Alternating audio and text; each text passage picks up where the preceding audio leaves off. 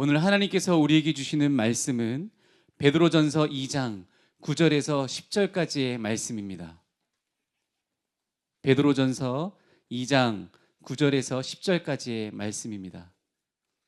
다 찾으셨으면 우리 한 목소리로 함께 합독하도록 하겠습니다. 함께 읽겠습니다. 그러나 너희는 택하신 족속이요 왕 같은 제사장들이요 거룩한 나라요 그의 소유가 된 백성이니 이는 너희를 어두운 데서 불러내어 그의 기이한 빛에 들어가게 하신 이의 아름다운 덕을 선포하게 하려 하심이라. 너희가 전에는 백성이 아니더니 이제는 하나님의 백성이요 전에는 긍휼을 얻지 못하였더니 이제는 긍휼을 얻은 자니라. 아멘. 자리에 앉으시겠습니다. 이제 담임 목사님 나오셔서 은혜 온전한 정체성의 완성이라는 제목으로 말씀 전해 주시겠습니다. 할렐루야. 순전한 교회 주일 예배 참여하시는 여러분 모두를 주님의 이름으로 환영합니다. 우리 인사 나누실까요? 잘 오셨습니다. 사랑하고 축복합니다. 예. 다음 주에 우리 청년들 음료수도 팔고 티셔츠도 팔고 에코백도 팔고 하여간 하는데 절대 싸게는 안 할 겁니다. 조금 남아야 되니까 여러분 그래서 일찍 오셔서 교제도 하시고 로비에서 또 음료수도 마시고 티셔츠도 구입하시고 저도 열심히 구입할 준비하고 올 겁니다. 그래서 2주 동안 진행되는데 우리 청년들 큰 격려 받고 또 수련회 때 큰 은혜 받을 수 있도록 함께 격려해 주시면 감사하겠습니다. 예, 그래서 그렇게 진행할 거고요. 우리 기도하고 말씀 전하도록 하겠습니다. 하나님, 오늘 우리에게 주시는 주님의 말씀을 우리가 온전히 누리고 주님이 무엇을 말씀하길 원하시는지 깨닫고 또 그 안에서 탐복하며 감격하며 주님의 말씀이 내 삶에 정말 온전하게 열매 맺어지고 또 그것으로 주님을 찬미할 수 있는 귀한 은혜를 허락하여 주시옵소서. 감사드리며 예수 그리스도 이름으로 기도합니다. 아멘. 제가 이제 한 가지 당부를 하고 싶다는 생각이 참 많이 들었어요. 설교를 하면서 이 정체성에 관한 설교를 계속 하다 보니까 천국 시민, 하나님의 성소 뭐 여러 가지 이제 계속 나눴잖아요. 근데 이게 잘못하면 그리 못 사는 사람들을 정죄하는 수단이 되면 큰일 나겠다 싶은 생각이 드는 거예요. 저 사람은 왜 천국 시민처럼 안 살아? 여러분 절대로 그러면 안 돼요. 나도 제대로 못 살 가능성이 큽니다. 그래서 만약에 그게 보이면 왜 저 사람은 예수 믿는다 하면서 그러지 마시고 그를 위해 기도해 주셔야 돼요. 중보해 주시는 거지. 그러다 보면 우리도 이렇게 조금씩 닮아가고 주님 안에서 변화됩니다. 그래서 절대 그러지 마시라는 거예요. 이 말씀은 우리 남편이 들어야 되는데 우리 아들들이 들어야 되는데 딸들이 들어야 이런 거 하지 마시라는 거예요. 이건 철저하게 나에게 적용하는 말씀이다. 그렇게 취하면서 나아가는 은혜가 있기를 바랍니다. 그래서 모든 말씀은 저와 함께 좀 외쳐볼까요? 모든 말씀은 나 들으라고 하시는 말씀이다. 네. 네. 자, 우리 옆에 분에게 고백하겠습니다. 당신만 잘 들으시면 됩니다. 당신만 잘 들으시면 됩니다. 얘기해 주세요. 당신만 잘 들으시면 됩니다. 우리 많이 고통당하셨던 분들 자유케 되시길 바라요. 당신 들으라고 하는 말씀이지 나는 내가 알아서 들을게 이렇게 하시면 건강한 가정이 되지 않을까 싶습니다. 여러분 평안하셨어요?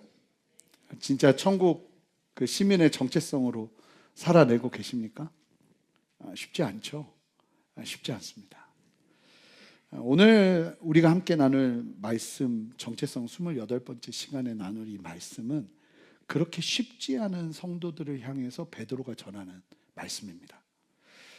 이 말씀의 배경을 좀 살펴보고 싶은데요. 베드로전서 말씀이거든요. 이 베드로전서는 어떤 사람들에게 전한 말씀이냐면 세상에서 밀려난 사람들에게 전하는 말씀이었습니다. 이 베드로전서를 읽었던 1차 수신자들, 그러니까 베드로의 편지를 받아서 읽었던 사람들은 어디에 살던 사람들이었냐면 베드로는 특별히 5개 지역에 사는 사람들을 향해서 쓴 서신서거든요. 로마 제국 안에서도 변방에 속한 사람들에게 썼던 서신서예요. 자, 지도를 보시겠습니다. 로마 제국이 있으면 이 일대가 이 정도까지가 굉장히 이제 중심 지역이고, 여기는 오늘날 튀르키예 지역입니다. 터키, 튀르키예 지역인데, 이쪽이 이제 예루살렘 쪽이고 이스라엘 쪽이고, 이쪽이 이제 안디옥이에요. 여기서 전도행을 시작했죠. 바울과 바나바가. 그래서 구브로 섬을 지나서 이 갈라디아 지역, 갑바도기아 이 아래 지역을 전도하면서 1차 전도행을 했고, 2차 전도행 때 아시아로 가려고 했어요. 오해하시면 안 되는 게 중국이나 우리 대한민국으로 오려고 했던 게 아니라 성경에서 말하는 아시아는 이 지역입니다. 이 지역을 가려고 했는데 하나님께서 여기를 뛰어넘게 하시죠. 그래서 마게도냐 빌립보로 가게 하시고, 그리고 에덴, 고린도 이쪽 헬라권 문화에 있는 이 땅으로 복음을 전하게 하시고, 바울은 3차 전도행 때 다시 에베소로 가서 집중적으로 복음을 전하면서 두란노 학당을 세우고 아시아 지역에 복음이 전파되게 합니다. 특별히 이 전도행들을 통해서 많은 교회들이 개척이 되었고, 또 이어서 계속 개척되는 가운데 이 지역에 흩어진 많은 교인들이 있었어요. 이 아시아, 비두니아, 여기가 비두니아 지역이고요, 갈라디아, 갑바도기아, 그리고 여기가 본도입니다. 이 5개 지역에 흩어져서 신앙생활을 하던 성도들에게 쓴 편지가 베드로 전서입니다. 베드로는 이 책을 읽을, 이 편지를 읽을 아시아의 5개 지역, 그러니까 튀르키예의 그 5개 지역에 퍼져 있는 변방에 속한, 변방이거든요. 그러니까 거기가 변방인데 예루살렘은 얼마나 변방이었겠어요. 근데 하여간 그 지역에 속한 그리스도인들을 향해서 너희는 이런 사람들이다라고 이야기하면서 2가지를 얘기하는데, 거류민, 즉 외국인이라는 거예요. 너희들은 그 땅의 본토 사람이 아니라 외국인 같은 사람들이고, 2번째, 너희는 나그네다라고 이야기해요. 이게 영적인 의미이기도 하지만 실제로 물리적으로 그들이 살아가는 삶 속에서 경험되는, 체험되는 실제적인 그들의 실제였어요. 사회적 처지 자체가 외국인과 나그네와 같은 삶을 살던 사람들이 대부분 그리스도인들이었다는 거예요. 그러니까 너희들은 이렇게 명해서 이야기를 하는 거 보면 성도들이 다 그러고 살았다는 거죠. 그러니까 로마 시민이 거의 없고, 그 안에서 로마 제국 안에서 외국인처럼 나그네처럼 사는 사람들, 그들은 토지도 없었고 온전한 시민권도 없는 외지인들이었습니다. 더구나 이 로마 제국은, 만약에 이제 로마가 제국을 삼잖아요. 그러면 어떤 특징을 가졌냐면 황제를 신으로 섬겨야 됐습니다. 그리고 이와 함께 이교도적인 제사가 함께하는 협동조합, 영어로 길드라고 하죠. 협동조합이 조성이 됩니다. 그래서 만약에 장사를 하려고 해도, 농사를 지려고 해도 그 협동조합 안에 가입이 돼야 뭐가 이게 교환이 일어나고 장사가 돼요. 근데 그 협동조합원으로 있으려면 기본적으로 뭘 해야 되냐면 황제 숭배와 이교도 예배를 같이 드리는데, 이게 굉장히 문란해요.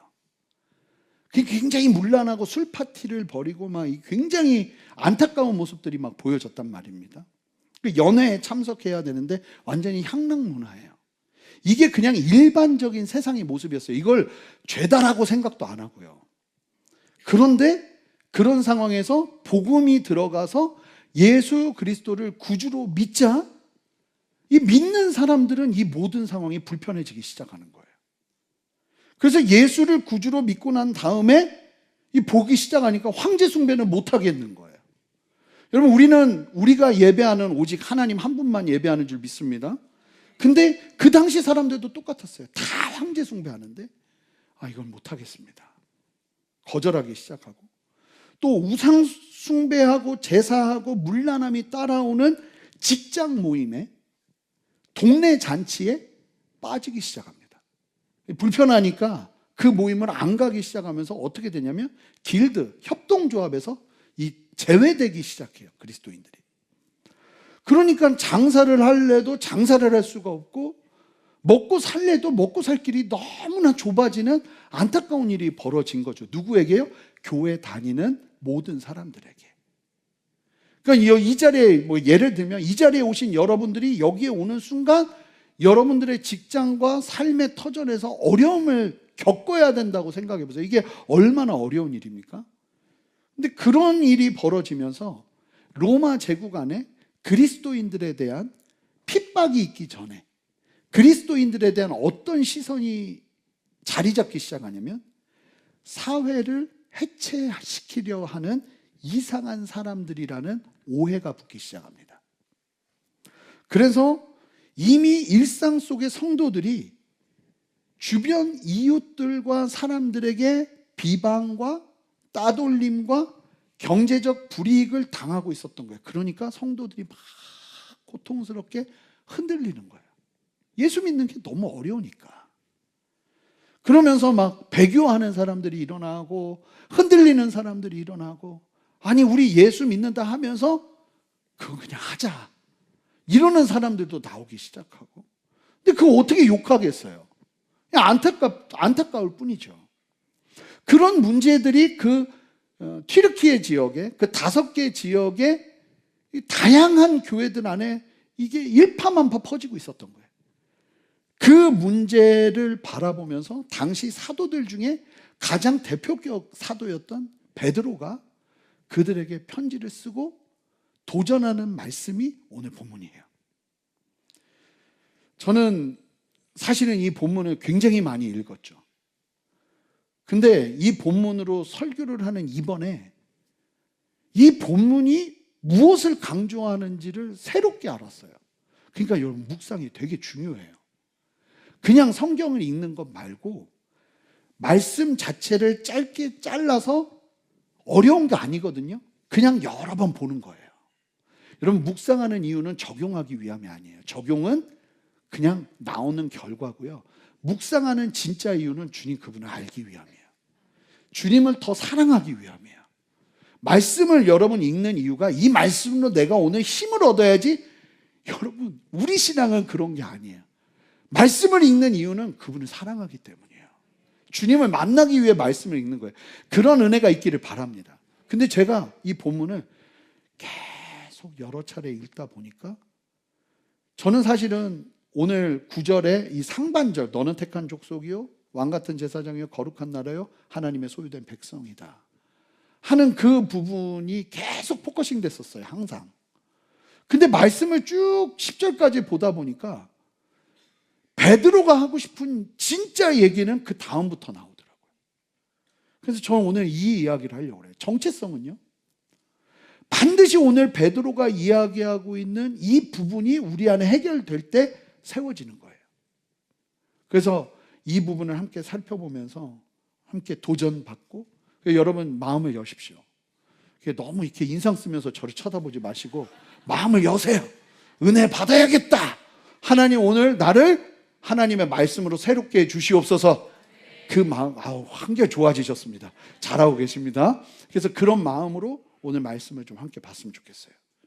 자, 4가지의 정체성을 이야기하는데 우리 9절 말씀 한 목소리로 읽어보겠습니다. 그러나 너희는 택하신 족속이요 왕같은 제사장들이요 거룩한 나라요 그의 소유된 백성이니 이는 너희를 어두운 데서 불러내어 그의 기이한 빛에 들어가게 하신 이의 아름다운 덕을 선포하게 하려 하심이라. 놀랍게도 이 9절과 10절이요 한 곳이 아니고 구약 성경 2곳에서 그대로 거의 인용된 말씀이에요.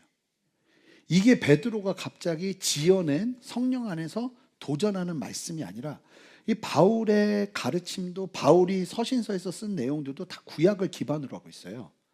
구약에서 말하는 바는 다시 오실 예수 그리스도거든요. 그러니까 예수님에 관한 복음과 진리가 거기에도 많이 새겨져 있어요. 베드로가 지금 말한 이 9절과 10절을 어디서 가지고 왔냐도 굉장히 중요해요. 이 말씀을 해석하는데. 자, 9절을 보시면 이제 너희는 택하신 족속이요 왕같은 제사장들이요 거룩한 나라요 그의 소유된 백성이라고 이야기하잖아요. 근데 여러분들은 이게 그냥 그렇구나 하는데 유대인들은 굉장히 놀랄 말씀이에요. 왜냐하면 이거는 특별한 장소에서 특별한 상황에서 특별한 사람들에게 하나님이 주신 말씀이었기 때문에 그래요. 이 말씀이 어디서 왔냐면 출애굽기 19장에서 왔어요. 자, 출애굽기 19장 3절부터 6절을 좀 볼게요. 이스라엘 백성들이 출애굽을 하고 나서 광야에서 3개월의 시간을 보내고 시내산에 도착합니다. 그때 하나님께서 모세를 시내산 위로 올리시고 난 다음에 하나님이 모세에게 전하시는 말씀이에요. 모세가 하나님 앞에 올라가니 시내산으로 여호와께서 산에서 그를 불러 말씀하시되 너는 이같이 야곱의 집에 말하고 이스라엘 자손들에게 말하라. 내가 애굽 사람에게 어떻게 행하였음과 내가 어떻게 독수리 날개로 너희를 업어 내게로 인도하였음을 너희가 보았느니라. 뭐라고 말씀하시는 너희를 독수리 날개로 업어왔대요. 그러니까 여러분 우리가 하나님 앞에 나온 게 내가 잘나서 나온 게 아니고 그걸 우리는 제가 뭐라고 말씀드릴게요. effectual calling, 유효적 소명. 하나님이 다 섭리 가운데 우리를 이끄셨다는 거예요. 그렇게 너희를 3개월 만에 시내산으로 이끌고, 근데 이때 상황이 이스라엘 상황이 어떤 상황이냐면 그냥 거지예요. 돈 하나도 없고 땅 한 평 없고 갈 데도 없고 집도 없는 200만 명이 250에서 300만 명일 수도 있다고 보거든요. 그 많은 사람들이 갈 데도 없고 그런 상황인 그들을 향해서 하나님이 뭐라고 말씀하시냐면 내가 너희를 업어왔다. 그러니까 여러분 은혜 없는 사람은 없어요. 잘 보면 내가 죽을 것 같아도 하나님은 나를 업고 계세요. 아멘. 그러면서 이스라엘 백성들에게 말씀하세요. 자, 5절 뭐라고 말씀하시냐면 땅 한 자락 없는 사람들에게 세계가 다 내게 속하였나니 너희가 내 말을 잘 듣고 언약을 지키면 그러면 내가 주겠다고 하는 게 오늘 본문의 말씀이에요. 오늘 본문과 상통하는 말씀이에요. 너희는 모든 민족 중에서 누구의 소유요? 내 소유가 되겠고 하나님의 소유가 되면 모든 걸 가지신 하나님께 내게 되는 거예요. 그리고 너희가 내게 대하여 뭐가 돼요? 제사장 나라가 되며 거룩한 백성이 되리라. 너는 이 말을 이스라엘 자손에게 전할지라. 그러니까 이게요 이스라엘 백성들의 정체성을 가져오는 특권의 말씀이었어요. 이거는 이스라엘 백성들에게만 속하는 말씀이었어요. 그런데 갑자기 베드로가 유대인 중에 유대인이었고 사도들 중에 가장 높은 위치에 있었던 이 베드로가 놀라운 선포를 하는데 이스라엘 백성들만 누릴 수 있었던 그 특권적인 말씀을 예수 그리스도를 믿고 변화된 모든 이방인들에게 지금 하고 있는 거예요. 자, 구약 성경 다시 한번 보시면 5절 6절 보여주세요.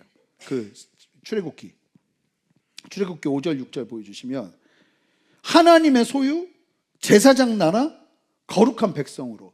자, 제사장 나라가 이제 우리 좀 이따가 아까 봤던 말씀 보면 왕 같은 제사장, 거룩한 나라로 나눠질 뿐 사실은 같은 거예요. 근데 조금 더 강력한 하나님의 부르심이 신약교회를 이루어가는 성도들 그리고 우리들에게 부어진 거죠. 하나님의 말씀을 지키고 약속대로 서면 반드시 이 세 가지의 정체성이 따라온다는 거예요.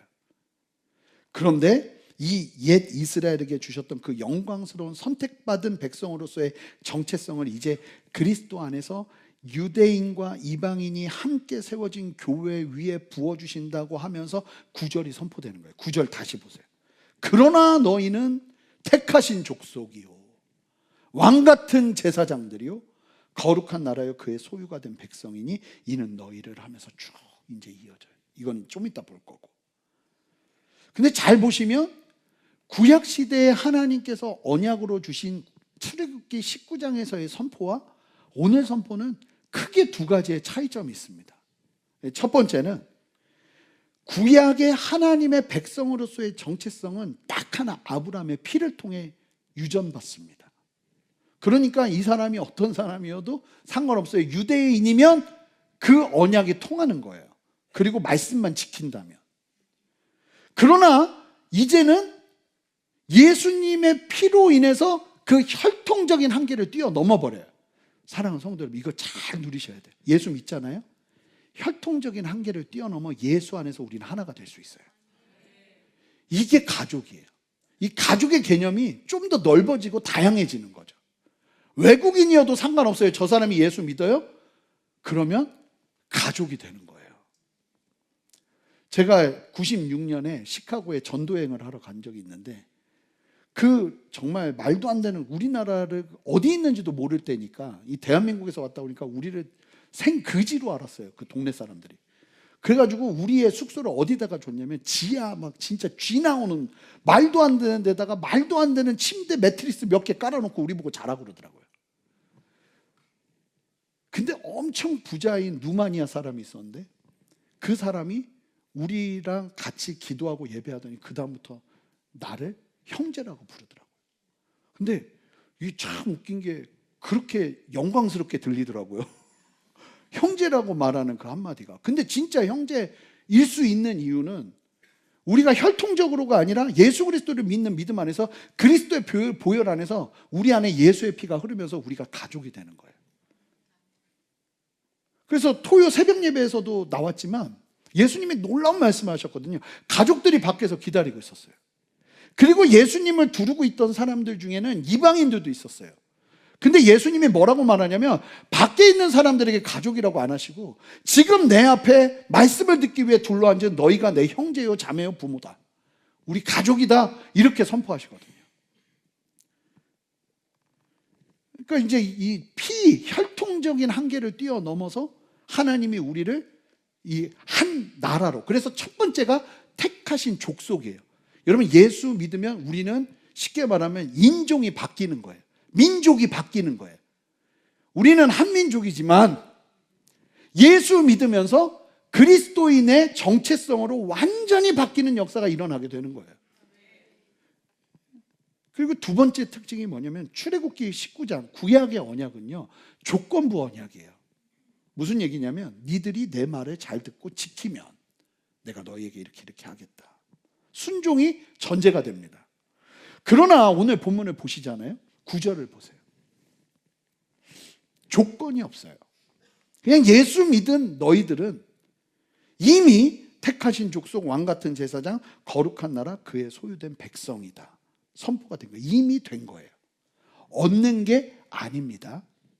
여러분 우리 신앙은 얻기 위한 신앙이 아닙니다. 이미 얻은 자들이 누리는 은혜입니다. 잘 보시면 구약적인 신앙, 율법적인 신앙에서 자유케 되셔야 돼요. 저는 이건 종교의 영이라고 보는데 순종해야 은혜가 임한다고 생각해요. 내가 막 뭘 해야 받아낼 수 있다고 생각해요. 이거를 버리질 못해요. 그러니까 신앙도 굉장히 힘들죠. 이걸 해야 되니까. 새벽 예배 가야 내가 뭐가 될 것 같으니까. 예배를 내가 빠지지 말아야 축복을 받을 것 같으니까. 근데 이 모든 기반이 바뀌셔야 돼요.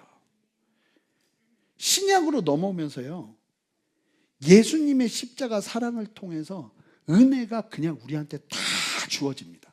문제가 뭐냐면 우리가 몰라서 문제지 알고 누리기 시작하면 한도 끝도 없는 은혜가 이미 우리에게 임한 거예요. 그러니까 은혜를 누리는 우리가 감사함으로 그냥 순종이 일어나는 거지, 순종은 그냥 결과지 순종이 조건이 될 수 없는 거예요. 우리의 신앙은. 할렐루야. 그러니까 은혜를 얻기 위한 순종이 아니라 이미 얻은 은혜로 순종하는 거예요. 여러분 이건 큰 차이예요. 여러분 이미 얻은 은혜로 순종하는 순종은요 기쁨이 있어요. 막 감사해요.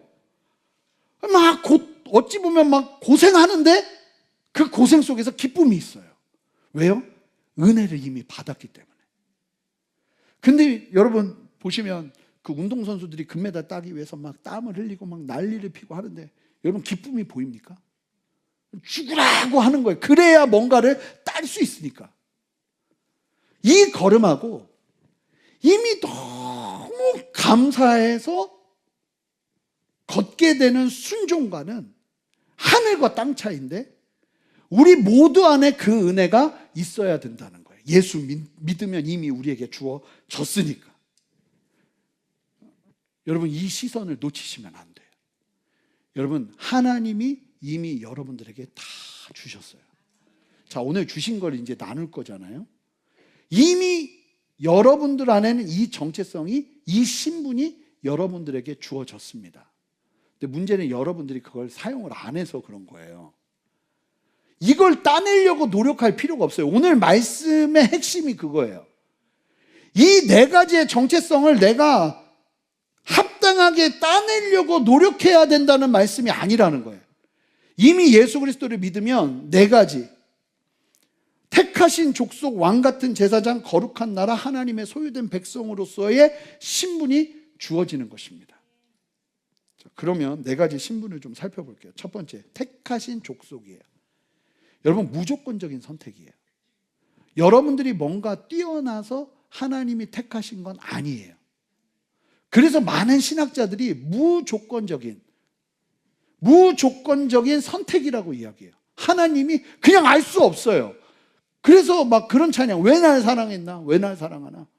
왜 주님 갈보리 가셔야만 했나? 왜 나 때문에? 도저히 이해가 안 되는 거예요. 그게 맞다는 거예요. 이유 없이 여러분들을 하나님이 택하셔서 족속이 되게 하셨어요. 하나님 나라의 백성으로. 두 번째가 왕 같은 제사장이에요. 자, 저만 제사장이에요? 그러시면 제가 외롭고 쓸쓸합니다. 저만 제사장이에요? 아니에요! 그러셔야죠. 여러분도 제사장이에요. 저는요, 직임이 달라요. 제가 교회 안에서 교회의 중요한 부분들을 이끌어 가고 또 말씀적으로 양육하고 이 기능적인 측면 안에서 저는 목사라는 직임을 가진 거예요. 여러분들도 여러분 나름대로의 삶 속에서 하나님의 사명을 가지고 살아야 되는 왕 같은 제사장의 직임을 가지고 계신 거예요. 난 아닌데 이러시면 굉장히 곤란해요. 왜냐하면 하나님이 이미 주셨거든요. 그런 자로 삼으셨거든요. 그래서 왕은 다스림이에요. 왕이 만약에 엉망진창의 왕이 세워지면 우리는 역대상, 역대하, 사무엘상, 사무엘하, 여러분 열왕기상, 열왕기하 이걸 통해서 보잖아요. 왕이 잘못되면 쑥대밭이 돼요. 나라가. 하나님 나라래도. 그러니까 모두가 왕으로 하나님이 부르심을 주셨단 말이에요. 그러니까 여러분들이 만약에 잘못하면 하나님의 나라인 가정도 이상해져요.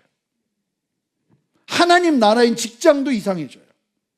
근데 여러분 한 사람이 정신 똑바로 차리면 그 영역들이 새로워져요.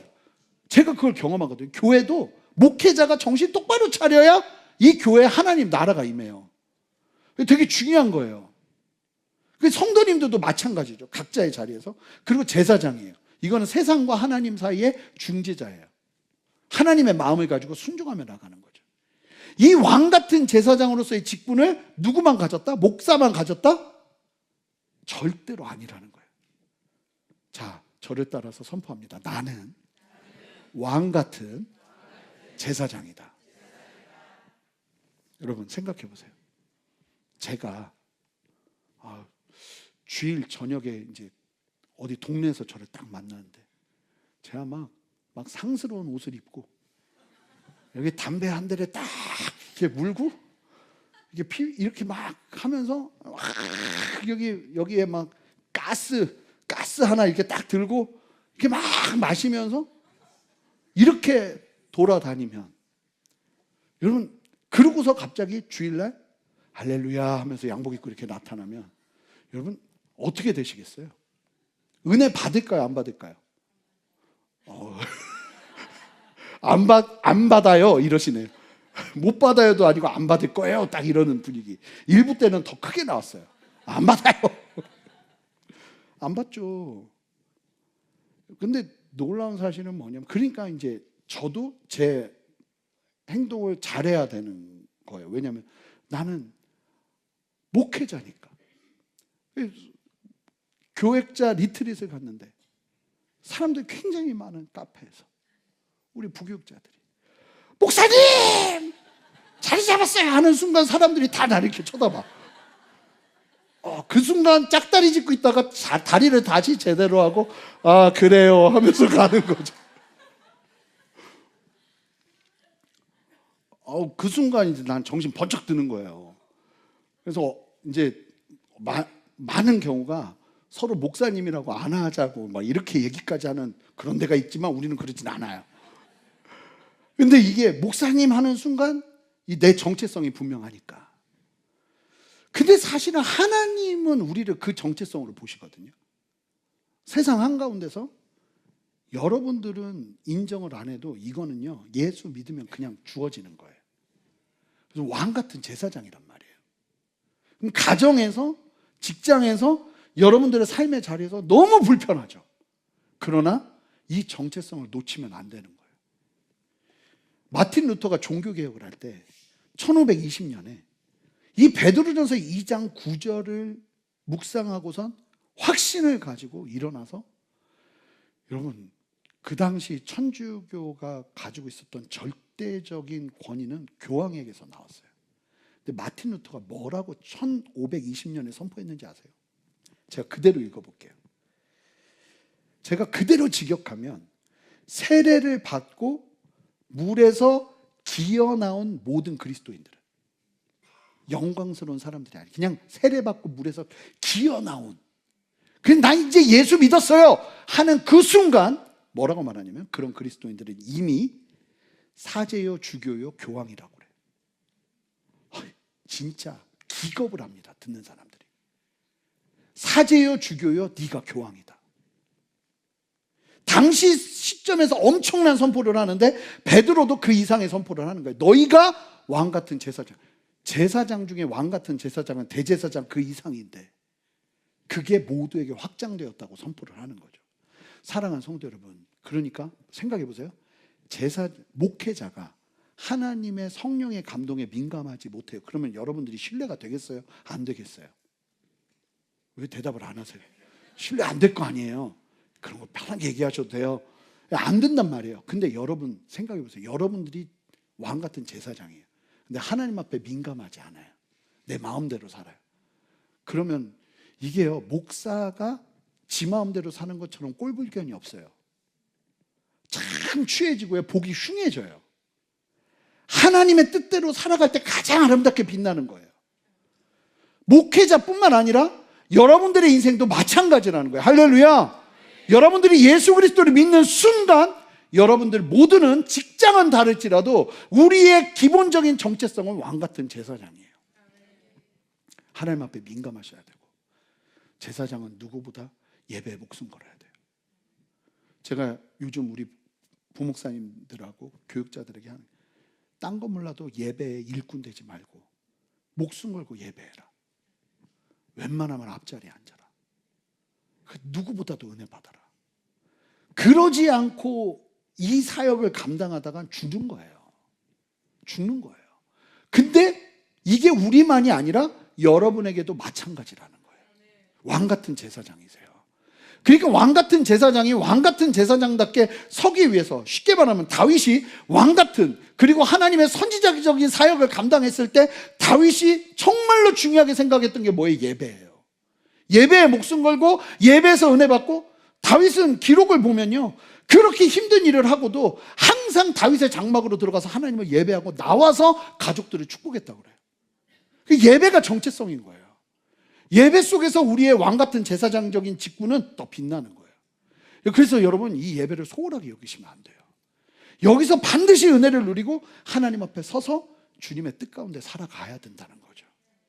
그러니까 여러분 스스로가 여러분들을 평가절하 하지 마세요. 왕 같은 제사장이세요. 하나님 앞에 깨어 있으셔야 되는 거예요. 세 번째, 거룩한 나라예요. 성경이 말하는 거룩은 우리가 생각하는 도덕적인 깨끗한 기준을 말하는 게 아니라 세상과 구별된 거예요. 똑같은 나물에도요, 기름 부어서 하나님께 바쳐지면 그걸 거룩하다고 그래요. 똑같은 나무인데요. 거룩한 나라는 건 하나님께 바쳐졌다는 거예요. 이미 예수 믿는 순간 우리는 하나님께 바쳐진 존재예요. 하나님의 나라가 됩니다. 그럴 때 하나님의 통치가 임하는 것이죠. 그래서 하나님의 소유가 되는 거예요. 하나님께서 그리스도의 피라는 우주에서 가장 비싼 값을 치르고 우리를 하나님의 소유 삼으셨다는 거예요. 할렐루야죠. 베드로가 지금 소아시아에서 예수 믿는다는 이유로 고난받고 신앙이 흔들리던 성도들에게 먼저 하는 일이 뭐냐면, 그들의 환경을 바꾸어 줄 수 있는 어떤 노하우나 팁을 주는 것이 아니라 그들의 참된 정체성을 선언하는 것이었어요. 즉 흔들리는 성도들한테 잊지 마라. 니들이 누구라는 것을. 근데 여기서 멈추지 않아요. 사실은 베드로가 진짜 하고 싶은 말은 이어집니다. 여러분, 흔들리는 사람에게 가장 필요한 것은 형편의 개선이 아니라 온전한 참된 신분 정체성의 회복인 줄 믿습니다. 근데 왜 하나님께서 이런 놀라운 특권과 신분을 그냥 예수 믿자마자 그냥 다 주시는가? 그 후반부가 그 목적을 분명히 하는데, 여러분, 예수 믿으면 여러분들이 달라고 해서 이걸 받는 게 아니고요, 여러분들에게 이미 주셨고 그걸 깨닫고 확장해서 누리기 시작하면 여러분들이 그런 사람이 더 되어가는 거예요. 왜 그럼 다 주셨는가? 내가 뭘 하지도 않았는데, 예수 믿기만 했는데 왜 이걸 다 주셨는가? 그 이유가 설명이 되는데 9절 후반부예요. 굉장히 중요한 말씀은 사실은 이 앞에도 중요하지만 여기 9절 후반부도 너무나 중요한 거예요. 이 9절 후반부를 다시 한번 한 목소리로 힘차게 읽어보겠습니다. 함께 읽습니다. 힘차게 읽으세요. 시작. 이는 너희를 어두운 데서 불러내어 그의 기이한 빛에 들어가게 하신 이의 아름다운 덕을 선포하게 하려 하심이라. 이게요, 예를 들면 이런 거예요. 누가 봐도 그냥 준 거야. 이게 그냥 말도 안 되는데 어둠에 있던 사람을 기이한 빛으로 들어가게 해서 신분을 격상시키는 그 놀라운 일들을 그냥 행하시는 그걸 보고 그걸 경험한 사람이 하나님을 전심으로 찬양하면서 세상에 선전하게 하려고 이걸 주셨다는 거예요. 예수 믿자마자. 근데 이게 느낌이 잘 안 오시죠? 느낌이 그래요. 잘 안 오시는 분위기거든요. 베드로도 쓰면서 그랬던 것 같아요. 이 정도로는 지금 못 깨달을 수 있겠구나. 못을 박아야겠다 해서 10절을 말하는 거예요. 10절 말씀 한 목소리로 읽습니다. 시작. 너희가 전에는 백성이 아니더니 이제는 하나님의 백성이요 전에는 긍휼을 얻지 못하였더니 이제는 긍휼을 얻는 자니라. 이 말씀은요, 유대인들은 다 아는 말씀이에요. 어디 말씀을 인용한 건지 아세요? 거의 그대로 인용했거든요. 어디 말씀인지 아세요? 호세아서예요. 호세아서. 하나님께서 호세아에게, 제가 여러 번 말씀드리지만 성경에서 음성을 들려주시면서 이 여자다 만나라 하는 유일한 케이스가 호세아에게 임하는데, 하나님의 음성이 음란한 여자랑 만나서 결혼해라. 그래서 저는 그 결혼할 때 음성 듣지 말고 이성적으로 잘 판단하고 하나님 더 사랑하게 되는지 보라고 하는 이유가 여기 있어요. 근데 호세아에게 가장 음란한 동네에서 음란한 여자 만나서 결혼해라. 그래서 선택한 여자가 고멜이에요. 고멜. 근데 이 고멜이 애를 낳았어요. 애를 낳았는데 기가 막힌 게 뭐냐면, 호세아가 느낌은 있는데 하나님 음성 듣다가 이 애들이 내가 아니라는 사실을 알게 돼요.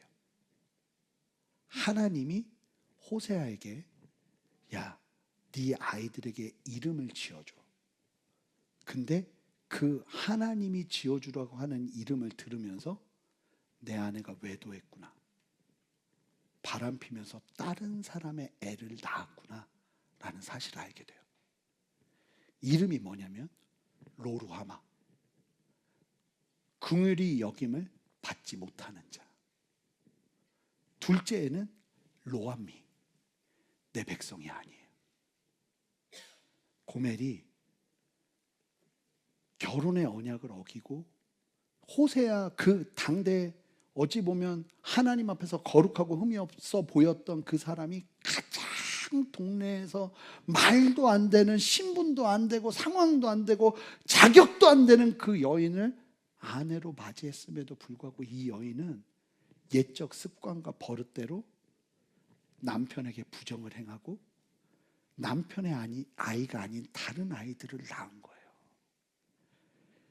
이 죄책감에 고멜은 호세아를 떠납니다. 그리고는 다시 사창가로 들어가요. 인생이 완전히 무너진 거죠. 그때 하나님께서 뭐라고 말씀하시냐면 호세아에게 호세아야, 너 고멜 있잖아. 그게 이스라엘이야. 이스라엘이 나한테 항상 그래왔어. 나를 하나님이라고 하면서 끊임없이 바알과 아세라와 우상들을 섬기며 내 앞에 있었어. 그러면서 하나님이 뭐라고 말씀하시는지 아세요?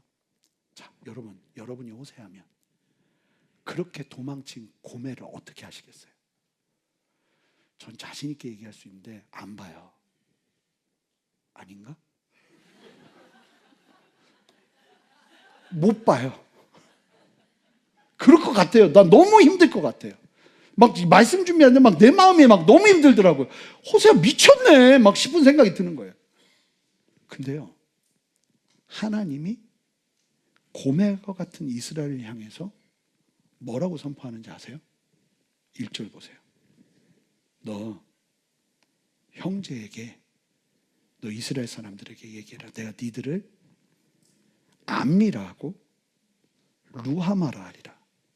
이게 뭐냐면 히브리어에서 앞에 로가 붙으면 부정이 돼요.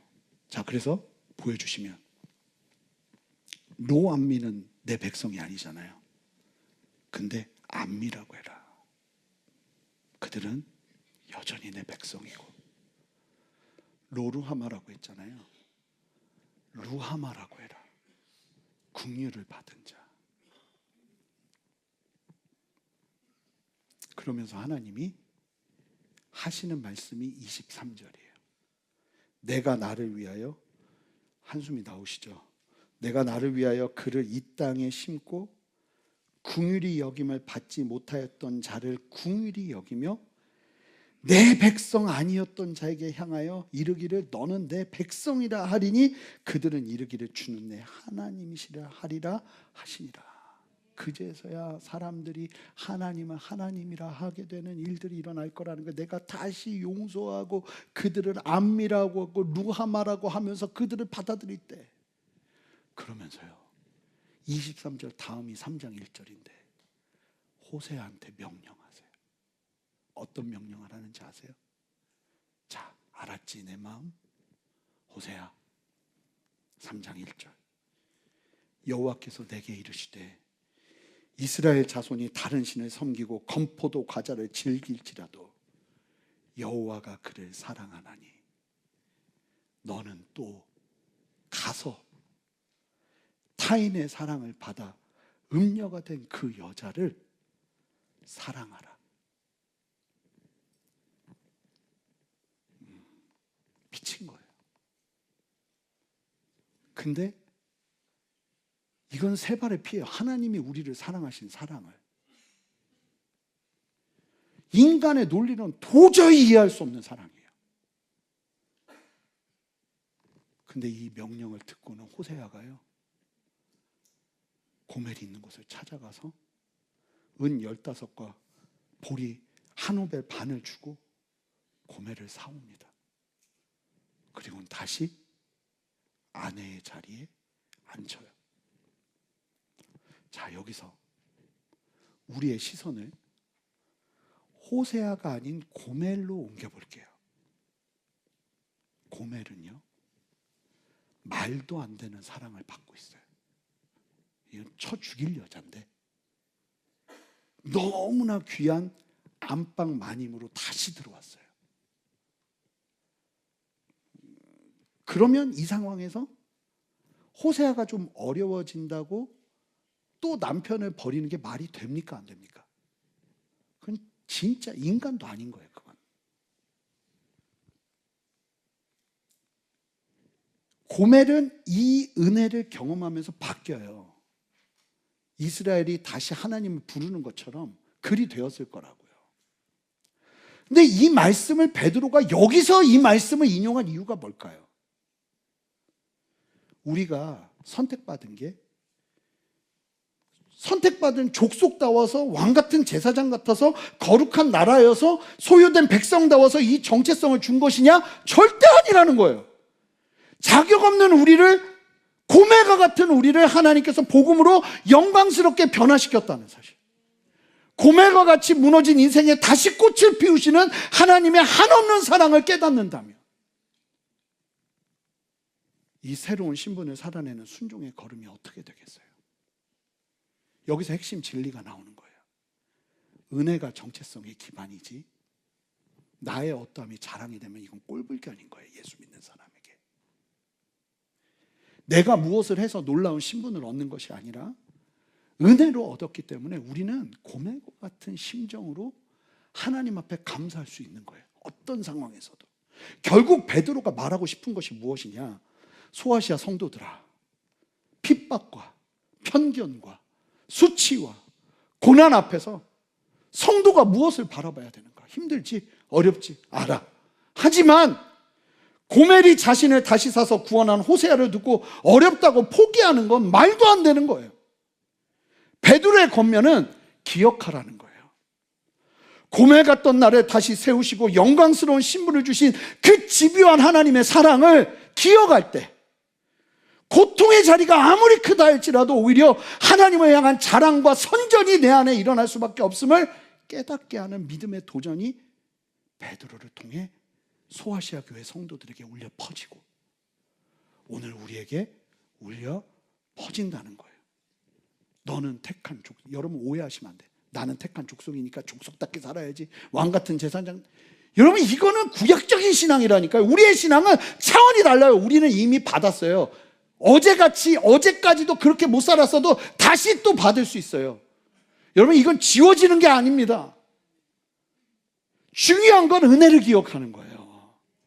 여러분 항상 기억해야 되는 건 내가 이걸 해야지가 아니라 이미 나에게 주신 은혜를 기억하는 거예요. 거기서부터 모든 강함은 시작되는 거예요.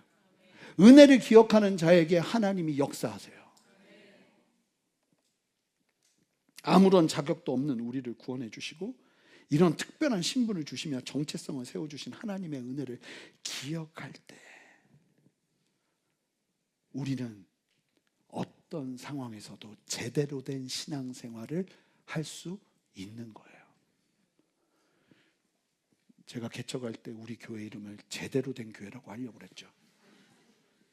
다들 경악을 금치 못하고 반대를 했습니다. 한국교회 지탄을 받는다. 니네만 제대로 됐냐고.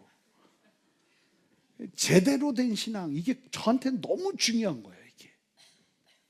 사랑하는 성도 여러분, 제가 분명하게 말씀드릴 수 있는 게 뭐냐면요, 구원만 제대로 이해해도요 여러분 문제의 많은 부분들을 해결할 수 있을 거예요. 아멘. 여러분 진짜 구원이 정말 무엇인지만 온전하게 누려도 여러분들이 힘들다 하는 풀리지 않는 많은 문제들을 해결할 수 있는 힘을 얻을 거예요. 여러분 교회의 위로는 어디서 오는 거예요? 십자가에서 오는 거예요. 교회가 다른 데서 위로를 찾잖아요. 저는 우리 교회에서 그런 걸 잘 안 하려고 그래요. 그냥 우리의 위로는 십자가고 예배고 하나님의 영광이고 하나님의 은혜예요. 여기서 위로를 얻고 힘을 얻는 곳이 교회지, 우리가 다른 데서 답을 찾고 다른 거 하면서 막 기쁘고, 여러분 이게 우리의 주가 될 수 절대로 없다는 거예요. 십자가 안에서 우리를 구원하신 하나님의 은혜만 제대로 기억해도 여러분 많은 오해들이 풀어져요. 다른 데서 해답을 찾으려 하지 마시고 십자가 안에서 해답을 찾는 우리 모두가 되기를 바랍니다. 사랑하는 성도 여러분, 내가 얼마나 놀라운 사랑을 받았는지만 생각해도 이게, 그러니까 용서를 해야 될까 말아야 될까, 내가 이걸 해야 될까 말아야 될까, 이런 걸음은요 진짜 십자가의 은혜만 제대로 생각돼도 사치처럼 느껴지더라고요. 근데 미쳤지, 내가 왜 이런 생각을 해? 주님이 나에게 모든 걸 다 주셨는데 내가 막 이걸 할까 말까 막 갈등하고 막 이럴 때 십자가 생각하면 다시 또 그냥 그 계산기를 내려놓는 거예요. 그냥 십자가 복음이 주는 은혜 안에서 그냥 내가 그냥 그대로 또 순종하며 나가는 거예요. 이게 성도의 걸음이지, 다른 데서 위로 찾으려 하지 마세요. 십자가에서 위로 찾고 하나님의 놀라운 사랑 안에서 위로 찾고 하나님이 주시는 은혜 아래서 위로 찾고 거기서 일어서는 게 교회고 성도인 거예요. 소아시아에서 고통받는 성도들을 향해서 베드로가 말하는 바는 니들 어두운 데 있었잖아. 고메가 같은 사람이었잖아. 그런 너희들을 불러서 기이한 빛에 들어가게 하셔서 왕같은 제사장으로 거룩한 나라로 살게 하신 하나님의 은혜를 기억한다면 어떻게 우리가 이 어려움 속에서 못하겠다는 말을 하고 힘들다는 말을 하고 예수를 버리겠다는 말을 하겠느냐? 이 이야기를 하는 거예요. 다시 은혜 앞으로, 다시 십자가 앞으로, 다시 주님이 주시는 그 놀라운 사랑 앞으로 나아가서 우리 이겨내자 하는 게 오늘 본문의 메시지인 거예요. 십자가에서 피 흘리신 예수 그리스도께서 자기 생명이라는 세상에서 가장 비싼 값을 치르고 자격 없는 우리를 다시 사오셨는데 이거를 가시적으로 보여주는 게 고매를 은과 보리로 다시 사온 호세아의 모습에서 보게 하시는 거예요. 그것보다 더 놀라운 게 하나님 사랑이에요.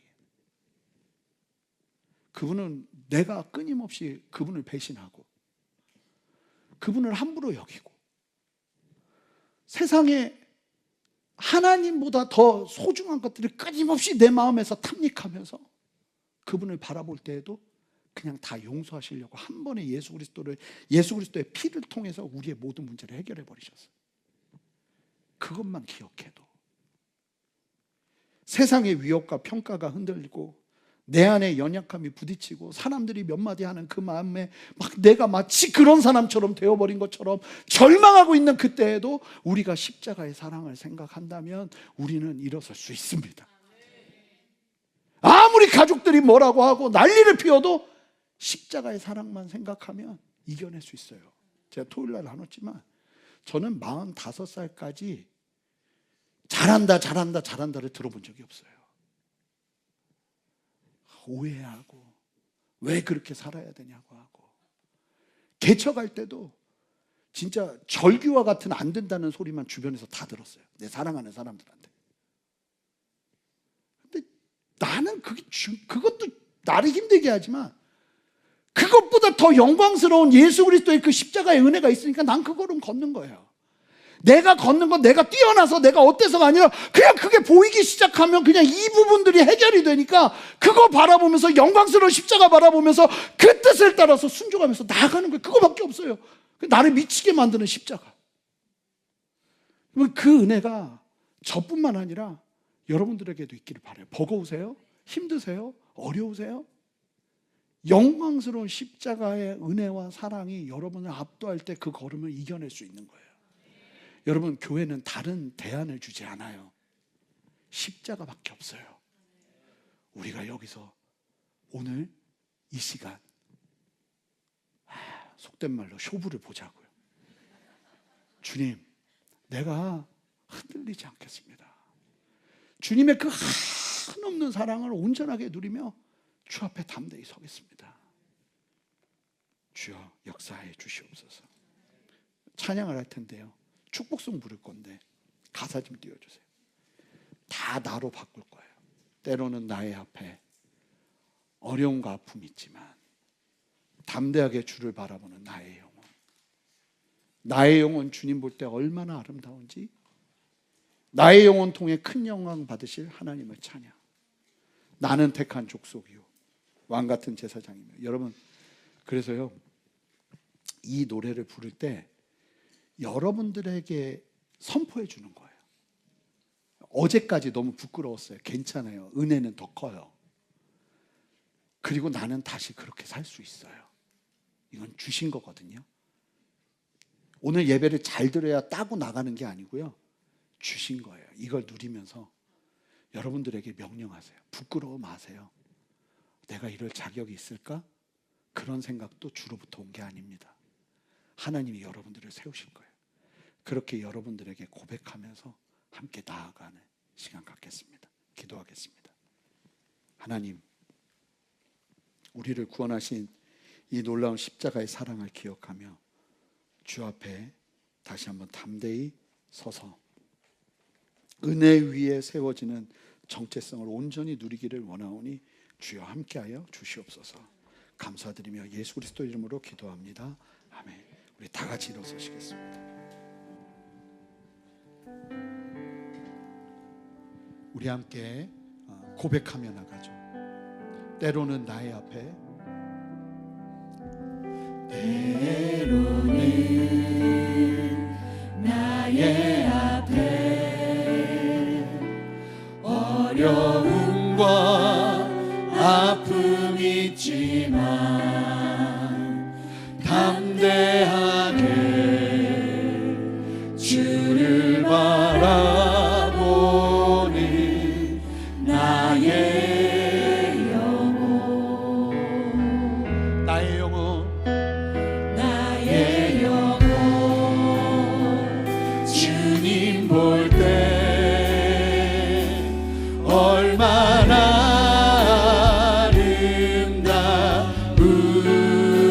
아름다운지. 나의 영혼 통해, 나의 영혼 통해 큰 영광 받으시 하나님을 찬양, 하나님을 찬양. 오 할렐루야. 우리 함께 손을 들고 고백합니다. 나는 택한 족속이요, 족속이요 왕같은 왕같은 제사장이요 거룩한 나라요, 거룩한 나라 하나님의 소유된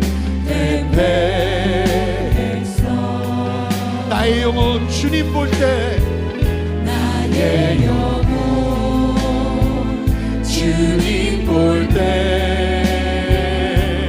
얼마나 사랑스러운지.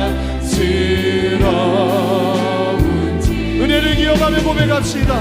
나의 영혼 통해 큰 영광 받으시, 큰 영광 받으시 하나님을 찬양. 오 할렐루야. 여러분에게 다시 한번 명령하세요. 나는 택한 족속이요, 족속이요 왕같은 제사장이며 왕같은 제사장이며 거룩한 나라요, 거룩한 나라 하나님의 소유된 백성. 나의 영혼 주님 볼 때 나의 영혼 주님 볼 때 얼마나 사랑스러워.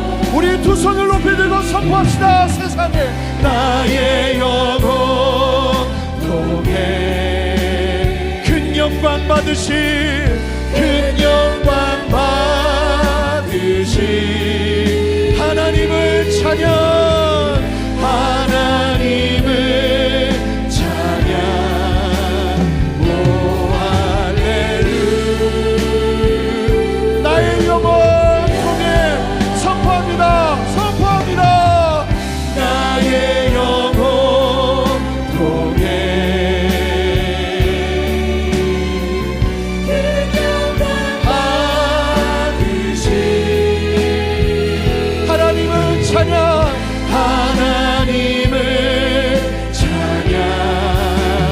오 할렐루야. 우리 함께 선포하겠습니다.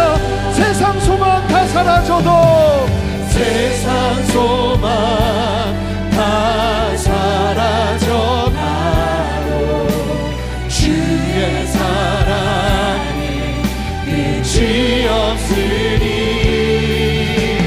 살아가는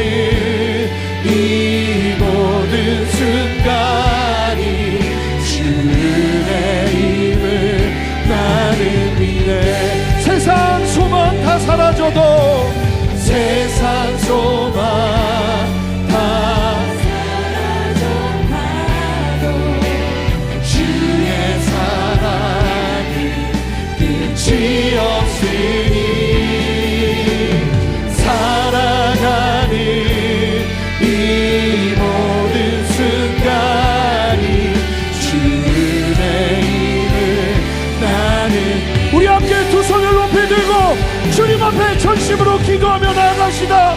하나님, 고멜이 경험한 호세아의 사랑을 하나님 안에서 경험하기를 원합니다. 나를 사랑하신 십자가의 은혜 나에게 부어 주시옵소서. 그 은혜로 서게 하여 주시옵소서. 함께 두 손을 들고 주님의 이름 한번 간절히 부르며 기도합니다. 주여! 하나님의 사랑 역사하신 아버지 하나님, 나를 향하신 하나님의 그 크고 놀라우신 사랑, 하나님의 그 십자가 사랑을 내가 누리기 간절히 소망합니다. 하나님, 내가 무엇을 해야만 하는, 내가 무엇을 해서 받을 수 있는 사랑이 아닌 하나님의 그 놀라우신 나를 향하신 주님 사랑, 아버지, 나를 존재만으로 사랑하시고 나를 창세전부터 택하셔 사랑하신 그 놀라우신 사랑, 아버지 하나님, 이 시간 강력하게 그 사랑 안에 누리며 나아가는 시간 되기를 간절히 소망하오니 나에게 주는 주의 사랑을 보게 하여 주시옵소서. 하나님의 놀라우신 사랑을 보게 하여 주시옵소서. 여러분에게 필요한 건 은혜 있습니다. 그 은혜를 누리는 거예요. 하나님이 이 시간 충만하게 나에게 그 은혜를 깨닫게 하여 주시옵소서. 하나님의 사랑으로 아버지의 나를 담대해 주시옵소서. 충만히 그 사랑 안에 누리며 나아가시도록 인도하여 주시옵소서. 존재만으로 나를 사랑하시고 존재만으로 나를 사랑하시는 그 십자가의 은혜 가운데 내가 간절히 서기를 소망합니다. 아버지여, 나에게 그 사랑 부어 주시옵소서. 하나님, 그 사랑 나에게 경험케 하여 주시옵소서. 그 사랑으로 더 풍성히 누리게 하여 주시옵소서. 하나님, 그 사랑을 이기게 하여 여러분, 두 번째로 기도합시다. 하나님, 어떤 것도 나의 자랑으로 삼지 않고 은혜를 기반하여 서는 내가 되기를 원합니다. 하나님, 은혜에 더하여 주시옵소서. 하나님, 세상의 고난과 편견의 자리에서도 은혜로 돌파하기를 원합니다. 은혜로 죽었던 나를 살리신, 고멜에게 찾아왔던 호세아의 사랑보다 더 진한 예수 그리스도의 사랑을 깨달으며 주님 앞에 일어서기를 원하오니 하나님, 나의 심령을 다시금 세워 주시옵소서. 담대케 하여 주시옵소서. 특별히 모든 낭망을 주님께서 걷어가실 거예요. 모든 후회를 걷어가실 거예요. 주님은 그것보다 더 큰 은혜로 우리를 덮으십니다. 하나님, 이 시간 나를 은혜의 사람 되게 하여 주시옵소서. 그렇게 간절히 주님 앞에 기도하세요. 여러분, 문제가 있습니까? 여러분들을 그렇게 고통스럽게 하는 게 있습니까? 베드로가 성령 안에서 주는 도전은 은혜를 기억하라는 거예요. 그럴 때 이겨낼 수 있다고. 너를 구원하신 하나님의 사랑을 기억하라는 거예요. 그럴 때 일어날 수 있다고. 여러분, 그 은혜 없이 서는 걸음은 위험합니다. 내가 아무리 주님 앞에 헌신을 하고 최선을 다하는 노력을 하는 것처럼 보이지만 그게 은혜의 기반이 아닐 때 사람 냄새가 나는 아주 위험한 곳이 되는 거예요. 여러분, 우리의 신앙은 그럴 수 없어요. 하나님은 은혜로 서고 은혜로 살고 은혜 안에서 죽는 인생 되기를 원합니다. 주의 은혜로 나를 채워 주시옵소서. 여러분, 다 같이 두 손을 듭시다. 하나님, 나 은혜의 사람 되게 하여 주시옵소서. 공로주의가 떠나가게 하여 주시옵소서. 하나님의 진리로 새롭게 세워 주시옵소서. 함께 두 손을 들고 그 은혜를 누리며 서기를 원한다고 간절히 주님의 이름 부르며 기도합니다. 주여! 살아 역사하신 아버지 하나님, 나를 향하신 하나님의 그 놀라우신 은혜를 기억하며 살아가는 삶이 되게 하여 주시옵소서. 내가 잘나서 내가 무엇을 해서 이것들이 내 어떤 자랑거리가 아니라 나를 향하신 하나님의 그 놀라우신 십자가 사랑의 은혜, 아버지, 기억하게 하여 주시옵소서. 절망이 떠나가게 하여 주시고 낙심이 떠나가게 하여 주시고 하나님의 은혜를 기억하며 주 은혜 안에 겸손히 삶을 살아내는 삶 살아가게 하여 주시옵소서. 아버지여, 나를 향하신 하나님의 그 은혜 안에서 다시금 나를 세워주시고 다시금 주님을 더 주목하며 주님을 바라보며 걸어가는 걸어가게 하여 주시옵소서. 다시 내 안에 모든 낙심은 떠나갈지어다. 내 안에 모든 실망감은 떠나갈지어다. 하나님 바라보며 하나님의 은혜를 기억하며 걸어가는 걸어가게 하여 주시고 더 크신 하나님의 사랑 안에 마음으로 아버지 하나님을 더 주목하며 걸어가는 걸음 내가 걸어가게 하여 주시옵소서. 더 크신 진리 안에서 서게 하여 주시고 하나님의 진리의 그 사랑과 그 말씀 안에서 다시금 내가 일어나 하나님 주의 은혜 안에 걸으며 걸어가게 하시길 소망합니다. 아버지여, 이 시간 나에게 그 은혜를 바라보며 그 은혜를 주목하며 걸어갈 수 있는 힘을 부어 주시옵소서. 우리 마지막으로 기도합시다. 하나님, 우리 교회가 공로주의로 내가 하는 무엇으로가 아니라 은혜로만 서는 믿음의 교회 되게 역사하여 주시옵소서. 은혜만 자랑하고 십자가만 자랑하고 하나님 앞에 철저하게 낮아지며 주님의 뜻 이루는 은혜로 순종하는 믿음의 걸음 걷게 하여 주시옵소서. 순종해서 인정받고 순종해서 높임받는 자리가 아니라 은혜로 순종해 어떤 인정이 없다 할지라도 주님 보시는 그것으로 감사하며 나아가는 우리 모두가 될 수 있도록 하나님, 우리 은혜의 사람, 은혜의 공동체 되게 하여 주시옵소서. 이 대한민국 은혜가 흘러가게 하여 주시옵소서. 뭔가를 잘해서 획득해서 얻는 세상의 정체성이 아니라 용서하고 사랑하고 덮어주는 은혜가 이 나라의 위정자들과 이 나라를 다스리는 사람들뿐만 아니라 국민 전체에게 흘러갈 수 있도록 은혜의 강물을 흘러가게 하여 주시옵소서. 우리 기도할 텐데 우리 다시 한번 찬양합시다. 세상 소망 다 사라져가도 이 찬양하고 세 번째 기도 함께 하겠습니다. 함께 고백합니다. 세상 소망 다 같이 두 손 듭니다. 세상 소망 다 사라져가도 주의 사랑이 끝이 없으니 살아가는 이 모든 순간이 주의 힘을 나는 우리 함께 주님 이름 한번 부르며 간절히 기도합니다. 주여! 하나님, 우리 교회가 하나님의 은혜 안에 있음을 고백합니다. 하나님, 공로주의가 떠나가게 하여 주시고 온전하신 하나님의 은혜 안에 머물며 그 은혜로 말미암아 순종하며 예배하며 기쁨으로 온전히 하여 주시옵소서. 날마다 하나님의 은혜 안에서, 하나님의 은혜 안에서 은혜의 강물이 넘쳐나는 교회, 하나님의 은혜의 놀라우신 역사 가운데 머무는 교회가 있을 수 있도록 아버지 하나님의 은혜를 부어 주시옵소서. 더불어 하나님, 이 나라 주님께 올려드립니다. 은혜의 강물이 흘러넘치는 나라 되게 하여 주시옵소서. 이 나라 가운데 아버지 하나님의 은혜를 부어 주시옵소서. 하나님의 은혜 안에 회복이 있게 하여 주시고 하나님의 은혜 안에서 아버지 다시고 올라프게 주 앞에 설 수 있는 나라 되게 하셔서 하나님의 나라, 하나님의 은혜, 하나님의 놀라우신 역사를 경험하는 나라 되게 하여 주시옵소서. 아버지 하나님의 은혜 아니면 우리가 할 수 없습니다. 누군가 나에게 그렇게 해서 나도 그 사람에게 그럴 수밖에 없는 이 율법적인 삶에서 누군가 나에게 그렇게 해도 내가 누리는 은혜 때문에 정반대의 정신으로 나갈 수 있는 그 은혜의 사람이 이곳에, 그 은혜의 영성이 이곳에 우리 모두에게 넘치기를 소망합니다.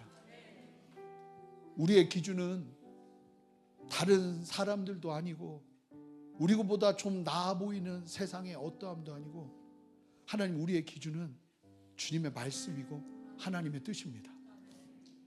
세상에서 칭찬받는 교회가 아니라 하나님 앞에서 칭찬받는 교회기를 원하고 세상에서 칭찬받는 누군가가 아니라 하나님 나라에서 유명한 하나님의 사람이기를 원하는 간절한 기대와 소망이 우리 모두에게 임할 수 있도록 역사하여 주시옵소서. 그래서 은혜로 사는 것인데 그 은혜 잊어버리고 마치 고멜이 내가 뭔가 뛰어나서 다시 안방마님이 되었다는 생각을 하는 말도 안 되는 어리석음과 추함이 우리 안에 있지 않도록 은혜로, 오직 그 은혜로 서서 은혜로 걸어내는 그 놀라운 영광스러운 걸음을 우리가 걸으면서 세상의 어떠함에 크게 흔들리지 않고 담대하게 주님 바라보며 이 땅 살아낼 수 있는 참된 회복과 은혜가 우리 모두에게 넘치기를 원하오니 성령이여 우리를 깨워주시고 아버지의 말씀으로 일어서게 하시고 좌절하지 않게 하시고 낙심하지 않게 하시고 일어서게 하시며 손을 들게 하시며 찬양하게 하시며 하나님의 이름을 높여드릴 수 있는 참된 믿음의 걸음을 걸어내게 하여 주시옵소서. 그렇게 우리를 세우시는 주님을 찬양하고 감사드리며 예수 그리스도 이름으로 기도합니다. 아멘.